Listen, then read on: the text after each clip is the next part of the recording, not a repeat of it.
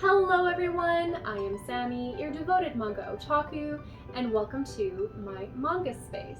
Today I am doing something that has been highly requested on my YouTube channel, and that's showing you guys my entire manga collection, my manga hoard, if you will.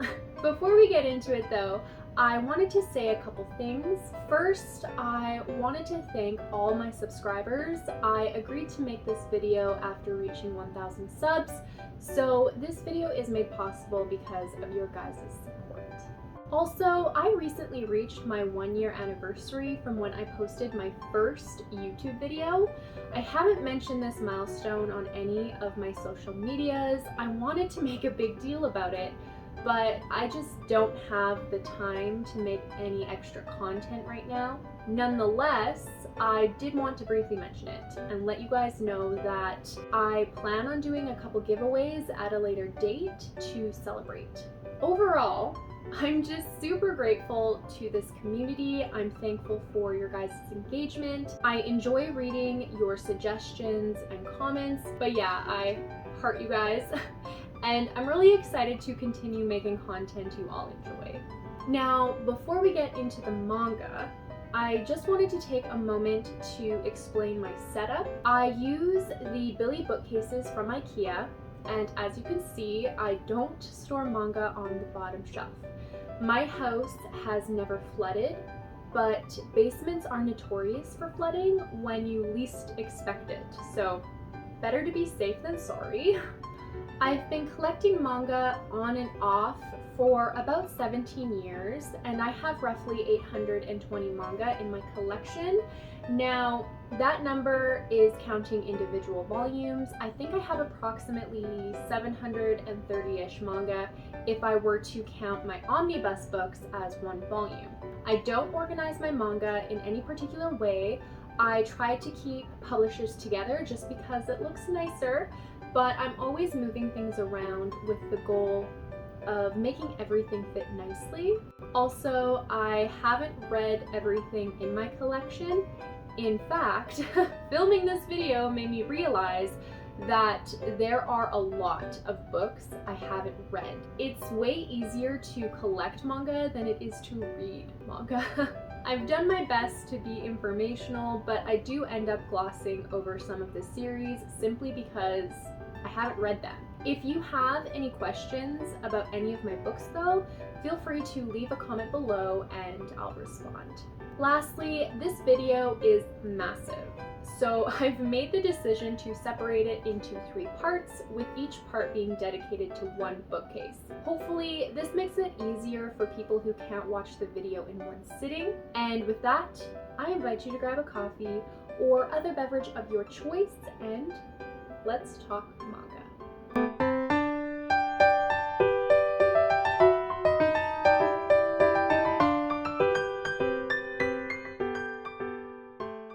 Alrighty, we're going to start on the right and work our way through the collection. I have a couple of shelves in the last bookcase that have manga I'm looking to unhaul, so I'll probably go over those books last. But for now, the first series in my collection is volumes 1 through 23 of the classic shoujo series, Fruits Basket by Natsuki Takiya.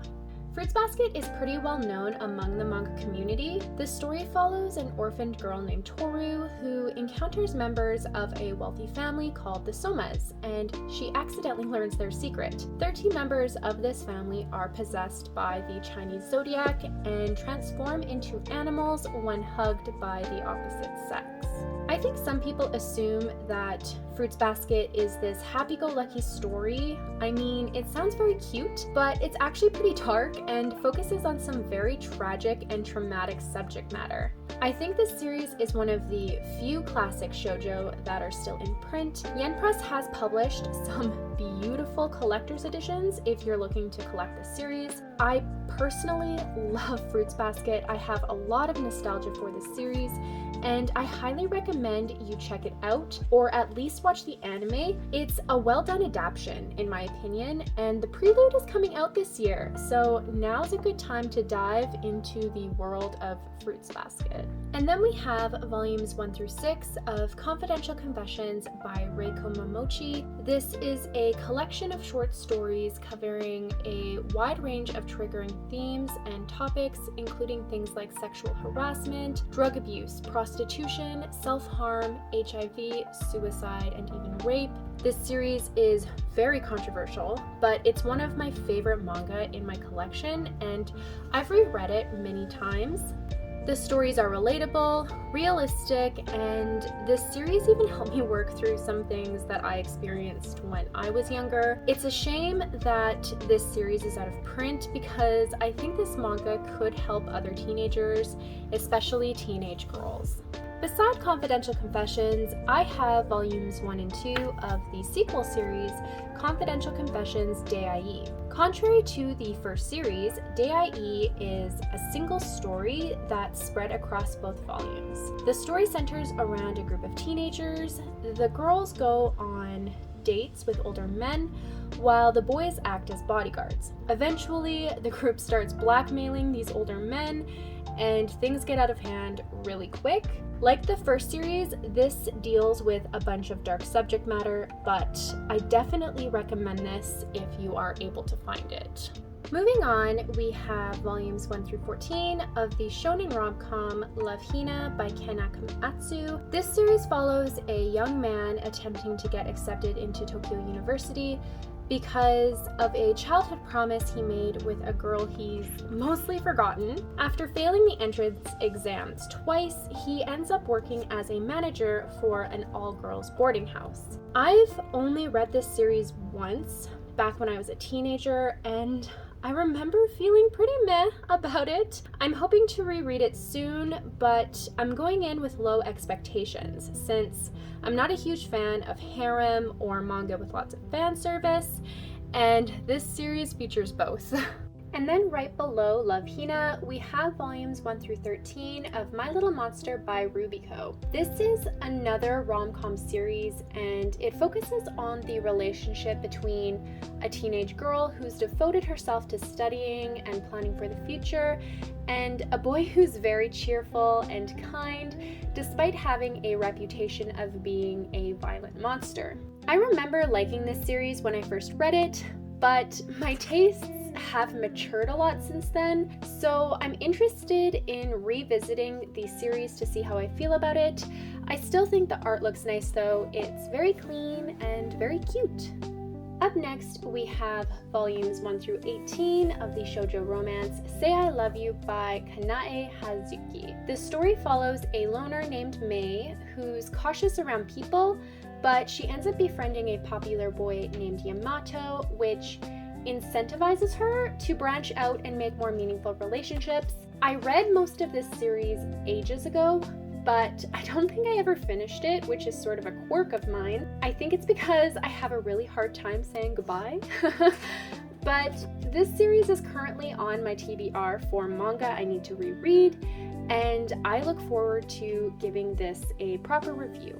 And then we have Waiting for Spring, which is a 14-volume series by Anishin. This is one of the few sports manga I own. It follows a high school girl who ends up befriending all the boys on the basketball team, and she winds up developing a crush on one of them. I never finished this series. I think I read up to volume 12 and then stopped because I ran out of volumes and just never continued after collecting the last couple installments. I really want to finish this story though. I actually really liked this manga a lot. Despite how it sounds, this isn't a harem, but there is a love triangle, and I really like both love interests, which is why I don't like love triangles.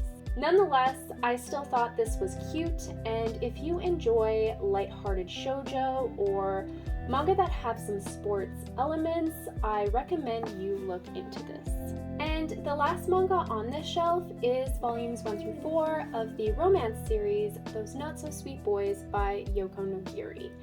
I haven't started reading this yet, but it's complete at 7 volumes, so my plan is to binge it once I've collected the rest of the series. The narrative follows a girl who breaks school policy by working part-time because her family needs the extra income. The school ends up finding out, and the chairman of the board threatens to expel her unless she can bring 3 delinquent boys back to school. I'm intrigued by the premise of this series because it sounds a little weird. Also, I think the artwork looks great and it has pretty decent reviews. Nogiri Sensei has a few series translated in English, and I'm trying to collect more of their work. Now on to the third shelf. First we have volume 1 of the omnibus edition of Die War Gelder by Hiroaki Samura. I'm not entirely sure what this is about. I just know that it focuses on 3 badass ladies, and it isn't recommended for anyone under 18 as it covers an array of mature subjects, including gore, violence, sex, and prostitution, just to name a few. I'm hoping I can get to this soon, and I look forward to creeping out of my comfort zone with this series. And then we have volumes 1 and 2 of the omnibus editions of Mermaid Saga by Rumiko Takahashi. This series surprised me because I thought this was going to be a linear story, but it's actually a collection of short stories. These tales chronicle the adventures of a young man who becomes immortal after accidentally consuming mermaid flesh and is trying to find a way to break the curse. I thought this was just okay. I didn't like the conclusion. It was a little too open-ended for me, but the art is stunning. It does have some nudity, so I'll refrain from showing you guys, but Takahashi Sensei is a very talented artist. If you're a fan of Inuyasha, or you enjoy manga that blends horror and adventure together, I think you might enjoy this. Next up, we have the Josei one-shot, All My Darling Daughters by Fumiyoshi Naga. This is a short story collection with the main storyline following a 30-year-old woman who lives with her mom and suspects that her mom's new boyfriend is taking advantage of her mother. I haven't read this yet, but one of my reading goals for 2022 is to read more one-shot series. So I'm planning on getting to this at some point this year. And then we have Secretly I've Been Suffering About Being Sexless by Togame, which is another one-shot manga I have yet to read. The title of this book is pretty much self-explanatory. This is a semi-autobiographical manga about Togame Sensei living in a sexless marriage. This manga has mixed review on Goodreads, but I decided to try it out anyways because it wasn't a huge investment and the premise sounds really intriguing. Moving on, we have the psychological horror Helter Skelter by Kayako Okazaki, which follows a famous supermodel named Lilico who's desperate to stay attractive and becomes addicted to experimental cosmetic procedures in order to stay relevant. This manga was decent. I think I ended up rating it 3.5 stars. The writing and the art are a little rough around the edges, but one thing that really impressed me was how much this manga made me think about celebrity idolizing culture and the pressure of society's beauty standards. I definitely recommend this to people who enjoy adult manga with mature themes, or people interested in exploring the dark and disturbing sides of fame and beauty. And then we have this big boy. This is the 20th anniversary edition of Paradise Kiss by Ayazawa and contains all 5 volumes of this series. I know very little about this manga aside from the storyline revolving around fashion. Also, it's written by the same mangaka who wrote Nana, which is a classic, so I actually have pretty high expectations for this series. On a side note, I'm not a huge fan of these giant omnibuses. They just feel really awkward to read in my opinion, but I should probably just be thankful to own this series at all since it was previously out of print. Also, I love these full-colored pages. Yazawa Sensei is a very talented artist and their art is stunning. Up next, we have the omnibus edition of Haru's Curse by Asuka Konishi. Basically, the plot focuses on the taboo relationship between a young woman named Natsumi and her late sister's fiance Togo. While these characters are processing their grief, they must also try and comprehend their complicated feelings for each other. This manga isn't perfect. I feel like the translation was off at times and the story was rushed in places. But overall, Haru's Curse is quite good, and the ending was extremely satisfying. I recommend this to anyone looking for a unique romance or a sad story that is overall uplifting. And then we have my one and only box set, and that's volumes 1 through 18 of Ouran High School Host Club by Bisco Hattori. The narrative follows Haruhi, a scholarship student attending an elite school with an odd club, the Host Club, whose members are rich, handsome boys who entertain girls by fulfilling certain romantic stereotypes. After being mistaken for a boy and accidentally destroying club property, Haruhi needs to pay off her debt by masquerading as a boy and joining the all-male host club. I decided to collect this manga after watching the anime, and I have zero regrets. In fact, I'd argue that the manga is much better than the anime since it continues past where the anime ends. The characters are lovable, the story is super cute and funny, but also serious at times. It's a classic, and I highly recommend it to shoujo fans and people who enjoy goofy romances and goofy boys. And last on this shelf, we have a prized possession of mine, and that's volumes 1 through 15 of the iconic series Mars by Fuyumi Soryo. I also have the short story prequel, Horse with No Name. Mars revolves around a couple of teenagers named Rei and Kira. Rei is an outgoing playboy who likes racing motorcycles, while Kira is a quiet artist who keeps to herself. This starts off as your typical shoujo romance. Shy, sweet girl somehow softens a popular delinquent boy's heart. But don't be fooled, this series will take you on a journey. The storyline reminds me of a soap opera. It's romantic, dramatic, and encompasses a lot of heavy topics that readers can relate to. Honestly, Mars holds a very special place in my heart. Sadly, it is out of print, but if you find it secondhand or even at the library, I encourage you to check it out. Moving to the next shelf, we have volumes 1 through 18 of the shoujo series Blackbird by Kaneko Sakura Koji. This is a supernatural romance about a human girl named Misao. She has the ability to see spirits and is desired by demons because she's what's called the Bride's Prophecy or the Bride of Prophecy. Consuming her flesh or sleeping with her grants power and brings prosperity to the demon's clan. Fortunately, Misao's childhood friend is a Tengu demon and has sworn to protect her. Blackbird is very much a guilty pleasure of mine. The romance is problematic and it gives off Twilight vibes, but I still really enjoy it. Now, I haven't read this series in years, so my memory is foggy on the details, but one thing I've never forgotten is the ending. It's very emotional and absolutely destroyed me. Like, sobbing on my kitchen floor destroyed me. Having said that, though, I don't think this series will be for everyone. Your enjoyment will depend on your tastes and preferences. Next up, we have the ongoing series, A Bride's Story by Kaoru Mori, and it's published in these absolutely gorgeous hardcovers. I actually have a spoiler-free review of this series on my channel.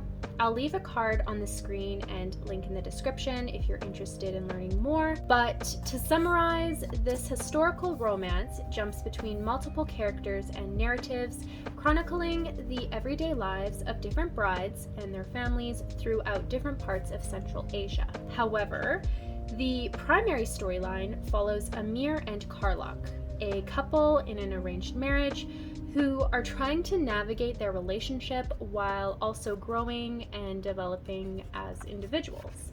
I love learning about the culture and customs of the people living along the Silk Road, and I love watching the romance blossom between the different characters. It has fantastic storytelling, fleshed out characters, and exquisite illustrations. Honestly, the art alone should convince you to invest in this series. I think everyone should read this, and I feel like everyone would love this. On this next shelf, we're starting with volumes 1 through 12 of the shoujo series Daytime Shooting Star by Mika Yamamori. Essentially, this manga focuses on a plain country girl named Suzume who moves to the city to live with her uncle and ends up developing different romantic and platonic relationships while adjusting to city life.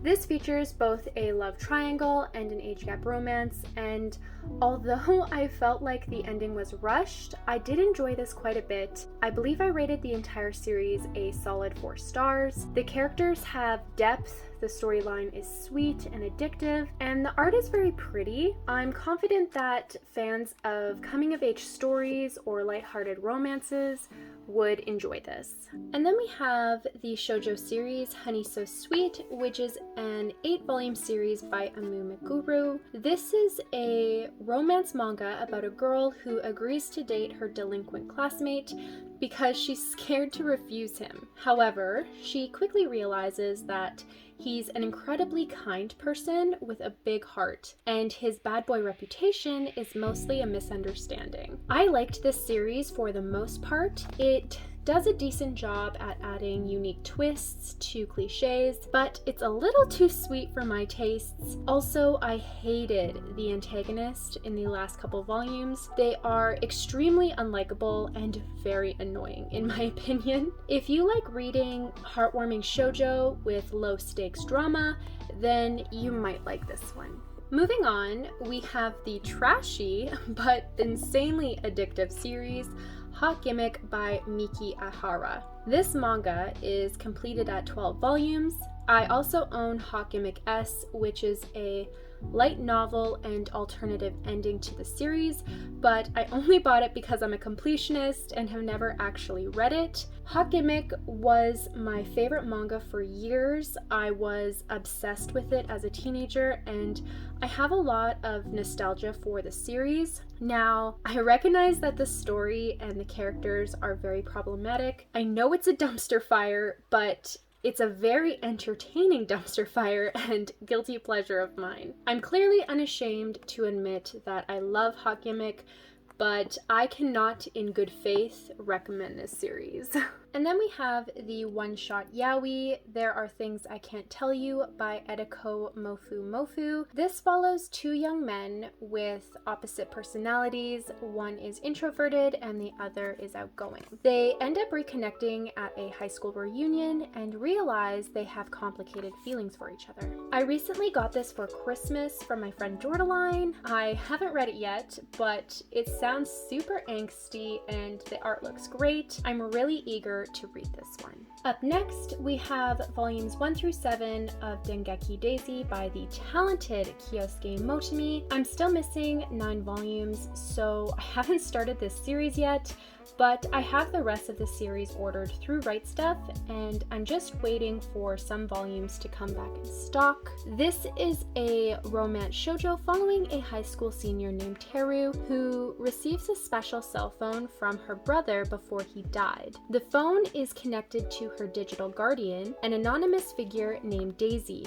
who encourages Teru through text messages and protects her from afar. I really vibe with Motemi Sensei's works. I love their storytelling and illustrations, and I've made it a personal goal of mine to collect all their translated manga.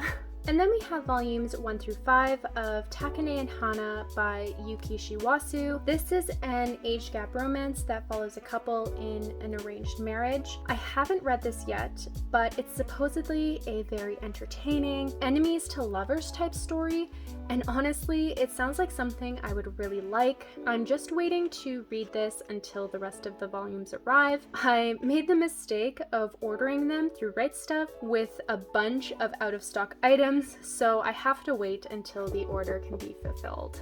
On the next shelf, we have volumes 1 through 8 of the shoujo series LDK by Ayu Watanabe. I don't know too much about LDK, except that it follows 2 high schoolers who end up living in an apartment together. I sort of regret buying this manga because it has very mixed reviews, and from what I've read, I'm not sure if this is for me, but I'm still going to give it an honest try. Don't knock it until you try it. And then we have both omnibus editions of That Wolf Boy Is Mine by Yoko Nogiri. The plot of this fantasy romance centers around a high school girl who accidentally discovers that her classmate can transform into a wolf. I decided to buy this manga because it has great reviews on Goodreads, for one, and for two, I see it constantly compared to Fruits Basket.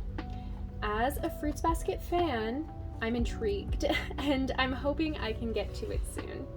Next up, we have volumes 1 through 4 of the Yuri romance, How Do We Relationship by Tammy Full. This is an ongoing series about 2 women in college who've decided to start a relationship out of convenience because they've both been struggling to find a partner. The series has been pretty good so far, albeit a little sad, but I appreciate that it doesn't follow the typical adult romance cliches and tropes. If you've been looking for a mature, relatable, and realistic girls' love series, you might like this one.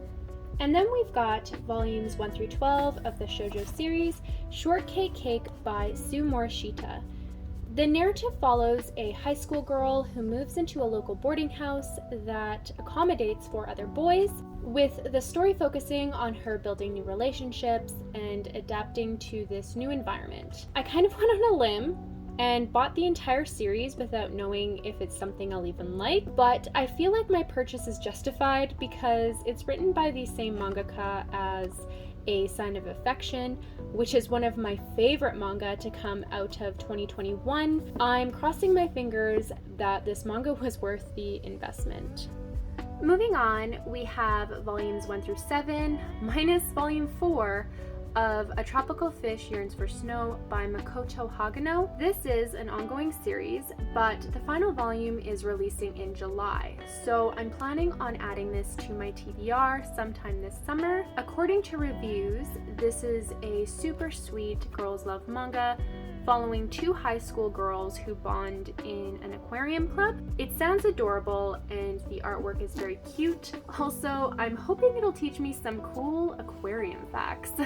Up next, we have That Blue Sky Feeling, which is a 3-volume series written by Okura and illustrated by Komahashi. This was given to me for my birthday, and to be honest, I don't know much about it. I think it follows the relationship between these 2 characters on the cover, and I believe one of them is gay, but I'm not entirely sure. Or maybe it's a coming of age story. I honestly don't know for certain, but it'll be fun going into this manga without any expectations.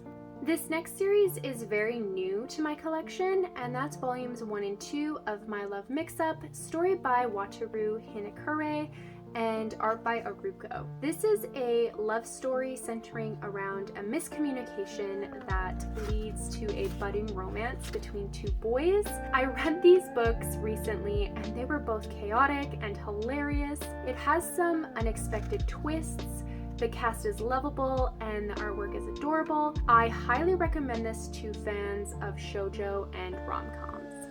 Cheeky Brat by Mitsubashi Miyuki is another manga that's fairly new to my collection. I think it debuted in November. I haven't read this yet, but I know it's about a girl who became the manager of the basketball team at her school in an effort to get close to her crush. But her cheeky underclassman has his sights set on her and won't take no for an answer. This sounds cute, but I recently discovered that this series has over 20 volumes and is still ongoing. Drawn out shoujo titles aren't really my thing, so I think I'll quit while I'm ahead with this one. Don't get me wrong though, this series does have good reviews. There are a lot of people that do like this series. What I'll probably do is I will probably have this volume in a giveaway when I do my next giveaways.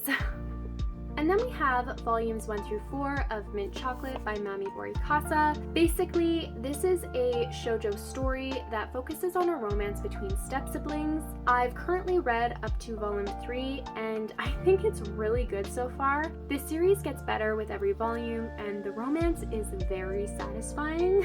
If you enjoy taboo or fast-paced romances, I recommend that you give this a try. Also, to all the publishers out there, I would love more step-sibling romances. Please and thank you. And beside Mint Chocolate, we have volumes 1 and 2 of Sex Ed 120%, story by Ki Tataki and art by Hotamura. The purpose of this series is to educate its readers on important sex and sex-related topics, and I feel like this manga does an excellent job accomplishing this feat. I've only read the first volume, but I found it super entertaining, informative, and inclusive. The only gripe I have is that it's rated mature, meaning it'll be harder for the target audience to access it. I'm assuming it's rated 18+ for legal reasons, but it's still disappointing. Nonetheless, this is a really fun manga, and I've already pre-ordered the 3rd and final installment. And the last manga on this shelf is volumes 1 through 4 of the horror comedy Moroku-chan by Tamako Izumi. I haven't read the 4th volume yet, but so far this series has gotten better with every volume. It follows a high school student named Moroku-chan who suddenly gains the ability to see spirits, but they are monstrous, horrific beings, so her solution is to try and pretend that she can't see them. I was a little nervous about this series at first because there's some fan service in volume 1, but by volume 3 it's almost non-existent, which made me really happy. I love where the storyline is going. I love the mystery around Moroku-chan and her powers. I love how these spirits interact with the protagonist and how they're illustrated. If you're a fan of supernatural or horror manga with a comical twist, I recommend you check this out.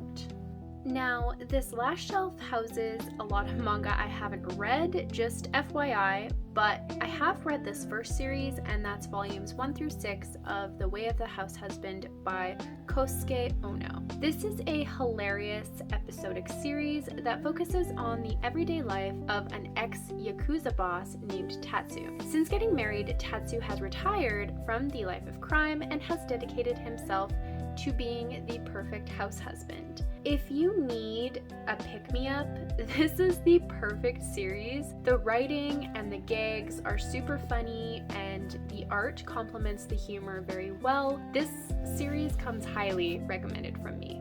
And then we have volumes 1 through 4 of the seinen series Zom 100 Bucket List of the Dead, written by Haro Aso and illustrated by Kotaro Takeda. This is a hilarious manga following a young man named Akira who's been freed from his toxic and overworked job because of a zombie outbreak. With his newfound freedom and with the friends he meets along the way, Akira sets out to complete his bucket list. The first couple volumes of this series were amazing, but the last 2 volumes weren't as strong in my opinion. I've heard good things about volume 5 though, so I'm going to continue for now. This is a unique spin on a zombie apocalypse story. The characters are interesting, and the artwork is graphic and well drawn. If you enjoy a good blend of action, horror, and comedy, you should check this one out.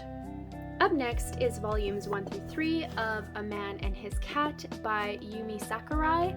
I haven't read these books yet, but I believe this is a very heartwarming manga about a widow who adopts an ugly cat at a shelter. And this cat has been waiting for a forever home for over a year. I love cats and I love wholesome stories, so I've just continued collecting these. I don't know, I just have a good feeling about this series and I hope I'm able to get to it soon. Also, I think the art is really cute. It's just delightful. Up next is volumes 1 and 2 of I Think Our Son is Gay by Okura. I've only read the first volume, but I thought it was very sweet, and I really liked that it focuses on a relationship between a mother and her son. I don't feel like you see many manga with a mother being a lead character, and I related to her a lot. She's doing everything in her power to support and encourage her son from the sidelines, and it's just really cute and uplifting. Definitely check this out if you're looking for a touching story that'll make you chuckle. And then we have volumes 1 through 4 of My Dress Up Darling by Shinichi Fukuda. Essentially, this manga follows a quiet high school boy who enjoys sewing and somehow ends up getting roped into creating cosplay outfits for a popular girl at his school. I really like the plot of this manga. I heard that it's really funny, and I think the character and fashion designs look gorgeous. Honestly, this just sounds like my kind of series, and I'm certain I will love this. And then we have another unread series, and that's volumes 1 and 2 of Life Lessons with Uramichi Onisan by Gaku Kuze. These meaty volumes focus on Uramichi Onisan, a man who's riddled with anxiety and depression, but has to keep on smiling through the pain because he's a TV host for a children's TV program. I really love the concept of this josei series. It's supposed to have a lot of dark humor revolving around the main theme, which is adulthood sucks. The art looks really nice and the premise sounds unique. I'm very eager to read this one. And beside Life Lessons with Uramichi Onisan, we have The Prince in His Dark Days, which is a full volume series by Hiko Yamanaka. This is a gender bend Prince and the Pauper type story where a poor girl who looks very similar to a rich boy ends up taking his place when he goes missing. If you watch my channel, you know I love when manga take inspiration from fairy tales, and I also like when manga explore uncomfortable topics, which this one does apparently. I'm planning on reading this in the next couple months, and I'm really looking forward to it. Up next, we have volumes 1 through 3 of the supernatural rom-com series Star-Crossed by Junko. I think I'm going to really like this manga. It's a classic body-swapping comedy featuring a famous idol and one of his hardcore fans. It sounds entertaining and the art looks gorgeous. This is a shorter series. There's only 4 volumes and the final volume came out fairly recently. I'll probably just binge this once I have the entire series. Speaking of short series, Boys Run the Riot by Keito Gaku is also complete at 4 volumes. This is an Own Voices manga that focuses on a transgender teen who uses fashion as an escape from the anxieties and pressures of his everyday life. I'm super eager to read this. It has a ton of wonderful reviews and the art looks really cool. And then we have a manga I'm fully caught up on, and that's volumes 1 through 6 of Something's Wrong With Us by Natsumi Ando. This is a murder mystery meets romantic drama series where a female confectioner is trying to clear her mother of murder charges by marrying into the family of the victim and trying to discover the truth. This manga is a 5-star read for me. It's been a thrilling ride so far. The artwork is beautiful and the sweets are mouthwatering. We haven't had a new volume of this josei series since May 2021, so I'm very excited for the new installment releasing soon. The second last series on this shelf is volumes 1 through 8 of Witch Hat Atelier by Kamome Shirahama. I don't know a whole lot about this manga, but I know it focuses on a young girl who sees a wizard cast spells in an unconventional way and believes she can become a witch despite not being born with magical powers. I'm not a huge fan of fantasy manga, but the hype for this series has sold me. I saw one person say it's like Harry Potter meets Kiki's Delivery Service, And that statement alone compelled me to buy everything released so far. Also, the artwork is incredibly beautiful and detailed. I'm looking forward to reading this series, and I expect great things from it. And the last manga on bookshelf number 1 is volumes 1 through 5 of If I Could Reach You by TMNR. I had little interest in this series before learning the premise. It follows a high school girl who's in love with her brother's wife, and after a year of the two being married, the girl starts seeing cracks forming in her brother's marriage, and she has to decide if she should take this chance to share her feelings with the person she loves. I have yet to read this series, but it sounds like a very dramatic and messy story, and I'm here for it. There are 7 volumes in total, so like many of my other series, I will wait until I have all the volumes before reading it, and yeah, that's it for bookshelf number 1. If you'd like to see my second bookcase, I'll leave a card on the screen and link in the description. If you're interested in watching more videos from me, you can check out my end card where I'll have links to my most recent videos. I hope you all have a manga-nificent day, and I'll see you in my next video. Bye!